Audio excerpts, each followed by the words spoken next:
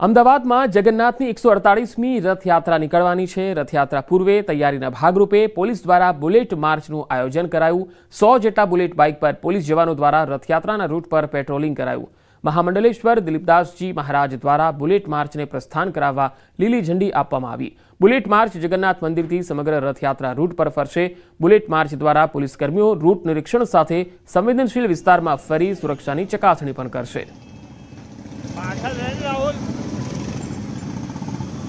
आज रथ यात्रा 2025 के लिए हमने रथ यात्रा रूट पर बुलेट बाइक पेट्रोलिंग का आयोजन किया है, जिसमें 100+ बाइक्स हैं।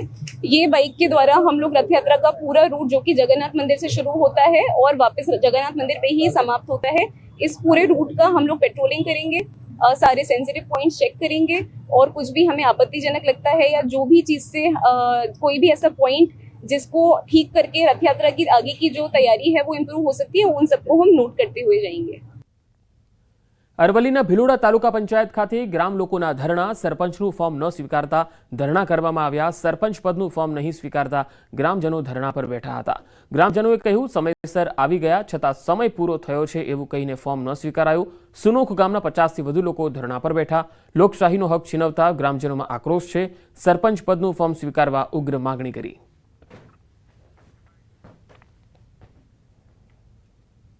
આ લોકો ટાઈમ થઈ ગયો એમ કરી એમનું કામ પેલા ભાઈએ આયા હમણાં પેલા પાર્ટી એ લોકો કીધું કે ટાઈમ પૂરો થઈ ગયો એ ટાઈમ પૂરો થઈ ગયો એમ કરીને અમારું બધું ફોર્મ સાઈડમાં કરી દીધા। અમે 12 વાગ્યાના ઓફિસે આવી પહોંચેલા। સમા પક્ષવાળાનું ફોર્મ ભરવાનું ચાલુ હતું તો અમારું ફોર્મ ભરવાનું કે તમારો ટાઈમ પૂરો થઈ ગયો છે એટલે તમારું ફોર્મ સ્વીકારવામાં આવશે નહીં। 3 વાગી ગયા છે, તમારું ફોર્મ લેવામાં આવશે નહીં। તો જ્યાં સુધી અમારું ફોર્મ ન લેવાય ત્યાં સુધી અમે ધરણા કરવાના છીએ। પણ અમારે સામેવાળા પક્ષના ફોર્મ ભરવાના ચાલુ હતા, પણ અમારા એમના ફોર્મ ભરવામાં 2:30 વાગ્યાનો ટાઈમ થઈ ગયો। 2:30 વાગ્યા પછી અમારા ફોર્મ સ્વીકારવાના આવ્યા। હવે 3 વાગ્યા સુધીની અંદર અમારા ફોર્મ પૂરા ના થયા અને છેલ્લું અમારું લાસ્ટ ફોર્મ રહી ગયું। ગોધરા તાલુકાના ગવાસી ગામે લોકશાહીનો અનોખો પ્રયાસ। ગ્રામજનોએ ચૂંટણી મતદાનની પ્રક્રિયા પૂર્વે જ સર્વસંમતિથી પ્રવીણભાઈ ગઢવીને સરપંચ તરીકે સમર્થન આપી સમરસ ગામ બનાવ્યું। ગામમાં બારિયા અને ગઢવી ચારણ સમાજની નોંધપાત્ર વસ્તી છે। પ્રવીણભાઈએ અગાઉ ગામના હિતમાં કરેલા કાર્યોને ધ્યાનમાં રાખી ગામ લોકોએ એકતાના સંકેત આપ્યા। તેમણે ગ્રામજનના વિશ્વાસને યોગ્ય રીતે નિભાવવાનો આશાવાદ વ્યક્ત કર્યો। અને ભાઈ આ પ્રવીણભાઈએ સારું કાર્ય કર્યું છે તો એને બીજા 5 વર્ષ ગામને સેવા કરવાનો મોકો આપો। અમારું પ્રાધાન્ય એ છે કે ગામમાં પાણીની વ્યવસ્થા ઓલરેડી છે પણ એનાથી વધારે મજબૂત બને। છેવાડાનું ગામ હોય, છેવાડાનું જે ઘર હોય એને આવાસનો લાભ મળે, રોડ રસ્તાનો લાભ મળે અને ગામમાં બધા એકતાથી રહે અને સંપીને રહે એવો મારો પ્રયત્ન રહેશે।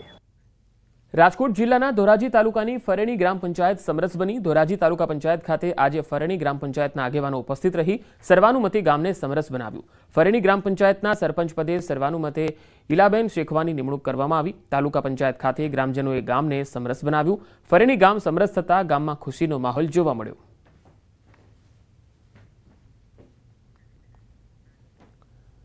વિધાનસભા પેટા ચૂંટણીમાં સાધુ સંતોની એન્ટ્રી। અમૃતગીરી બાપુએ નામ લીધા વગર નિવેદન આપ્યું। સનાતન ધર્મ વિરોધી લોકો લાભ ખાટવા નીકળ્યા છે।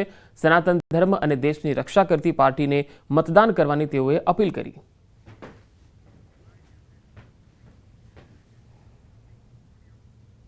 અમે સનાતન ધર્મના જે ચાહનારાઓ જે છે, સનાતનના ધર્મગુરુઓ છે એને ટીકા ટિપ્પણી કરવી નહીં, બહુ ધ્યાનમાં રાખવું। વિધર્મી મુક્ત ગિરનારનું જયારે યુદ્ધ કરતા ત્યારે આપ બધા ક્યાં હતા? ત્યારે તમારે આવું હતું ને। આજે જ કેમ એમ? આજે સ્વયં પોતે પોતાના સ્વાર્થ માટે કઈ ને કઈ જો કરી રહ્યા હોય તો અમારી ભોળી પ્રજાને ભેસાણ વિસાવદર જનતાને ભોળવી ન લેવી અને જનતાને એમાં આવવું નહીં બા।